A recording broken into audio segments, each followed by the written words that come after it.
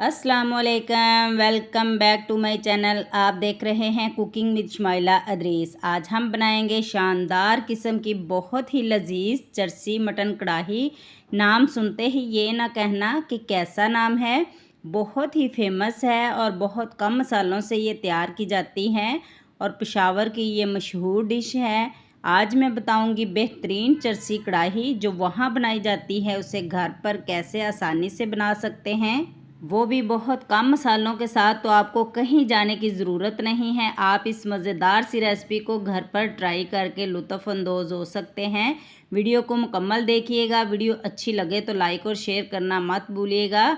चलिए बनाना स्टार्ट करते हैं। जिसके लिए यहाँ मैंने 1 किलो मटन लिया है। गोश्त यहाँ मैंने 1-2 बोन के साथ ही लिया है। अगर आप इसे ट्रेडिशनल तरीके से बनाना चाहते हैं तो ये दुम्बे के गोश्त में बनाई जाती है। हमने यहाँ मटन का गोश्त लिया है। इसे कढ़ाई में बनाएंगे तो बहुत टाइम लगेगा। हम इसे प्रेशर कुकर में पहले 60% गला लेते हैं। 1 टेबलस्पून हम फ्रेश लहसुन का पेस्ट ऐड कर देते हैं और 1 टेबलस्पून ही अदरक का पेस्ट ऐड कर देते हैं। एक मीडियम साइज़ का प्याज जिसको हमने रफली कट किया है वो भी ऐड कर देते हैं और एक छोटा चाय का चम्मच हम इसमें नमक ऐड करेंगे। बहुत ज़्यादा नमक हमने इसमें ऐड नहीं करना। अब इसमें 1 कप पानी ऐड कर देते हैं। गोश्त को हमने 60% गलाना है तो गोश्त भी पानी छोड़ेगा। हमने गोश्त को फुल टेंडर नहीं करना तो 1 कप पानी काफ़ी रहेगा। सारी चीज़ों को मिक्स करते हुए हमने इसको कवर करके पकाना है 8 से 10 मिनट के लिए मीडियम फ्लेम पर। तो इसे हम कवर कर देते हैं। चरसी मटन कढ़ाई बना रहे हैं तो उसमें टमाटर ज़्यादा क्वांटिटी में जाएंगे, तकरीबन आधा किलो से ऊपर हैं। 8 से 10 टमाटर हैं तो इसको हम कट कर लेते हैं। अगर आपने लेमन जूस डालना है तो टमाटर आप थोड़े से कम डालिएगा। टमाटरों के हम टिप्स कट करके इसको 2 हिस्सों में डिवाइड कर लेते हैं। इसी तरह सारे टमाटर हम रेडी रखते हैं। जितनी देर हमारा गोश्त गल रहा है हम टमाटर अपने रेडी कर लेते हैं। इस मटन कढ़ाई में मसाले तो बहुत कम जाएंगे लेकिन टमाटरों का ही फ्लेवर आपको मिलेगा। तो यहाँ हम अपना गोश्त भी चेक कर लेते हैं। 8 से 10 मिनट पकने के बाद हमारा गोश्त जो है टेंडर हो चुका है। आप देख सकते हैं पानी भी खुश्क हो गया है। जो थोड़ा सा बाकी पानी रह गया है इसको हम खुश्क कर लेते हैं। मेन स्टेप इसका यहीं से शुरू होता है। तो ये कढ़ाई में बनती है। हम कढ़ाई में तकरीबन 1 कप ऑयल ले रहे हैं। इसे अच्छी तरह गर्म करने के बाद जो हमने गोश्त को पकाया है प्रेशर कुकर में वो हम इसमें ऐड करके इसकी अच्छी सी भुनाई करेंगे। हाई फ्लेम पर हमने गोश्त को अच्छे से फ्राई करना है यहाँ तक कि इसमें जो बचा हुआ पानी था वो भी खुश्क हो जाए।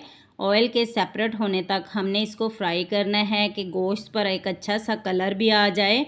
आपने देखा होगा कि जब वो हाई लेवल पर इसको पकाते हैं फुल तेज़ आंच पर, वो कच्चा गोश्त ही फ्राई करते हैं। जब फुल फ्लेम पर फ्राई करते हैं तो वो फ्राई करने में ही पक जाता है।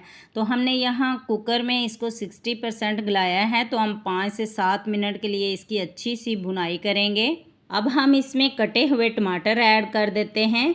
जी फ्रेंड्स, आप देख सकते हैं गोश्त पर एक अच्छा सा कलर भी आ चुका है, पानी भी खुश्क हो चुका है, ऑयल भी सेपरेट हो चुका है। तो हम इसमें टमाटर डाल देते हैं और हम इसको कवर करके पकाएंगे 5 मिनट तक ताकि टमाटर जो है हमारे वो नरम हो जाएं। अब हम लिड लगाकर इसको कवर कर देते हैं। ऑयल थोड़ा सा ज़्यादा डाला है, बाद में इसकी क्वांटिटी को हम कम कर देंगे क्योंकि हमने इसको फ्राई करना है। हम टमाटर चेक कर लेते हैं, अभी थोड़ी सी कसर बाकी है तो हम इसे दोबारा कवर कर देते हैं 2 से 3 मिनट के लिए ताकि टमाटर जो हैं अच्छी तरह नरम हो जाएं। 3 से 4 मिनट हो चुके हैं तो हम इसे दोबारा चेक कर लेते हैं। टमाटरों ने काफ़ी हद तक पानी भी छोड़ दिए हैं और नरम भी हो चुके हैं और छिलके भी सेपरेट होना शुरू हो गए हैं। तो हम एक एक करके सारे छिलके जो हैं वो रिमूव कर देते हैं।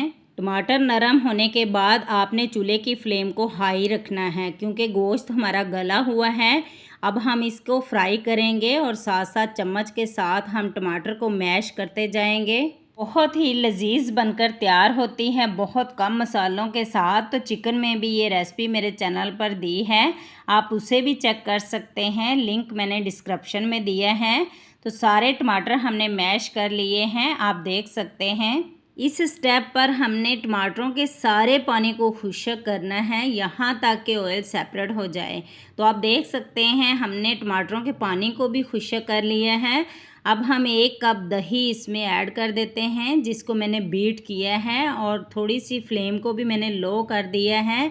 अब इसे हाई फ्लेम पर दही के पानी को भी खुश्क कर लिया है हमने। लास्ट में इसकी भुनाई करते वक्त कुछ स्पाइसेस ऐड कर लेते हैं।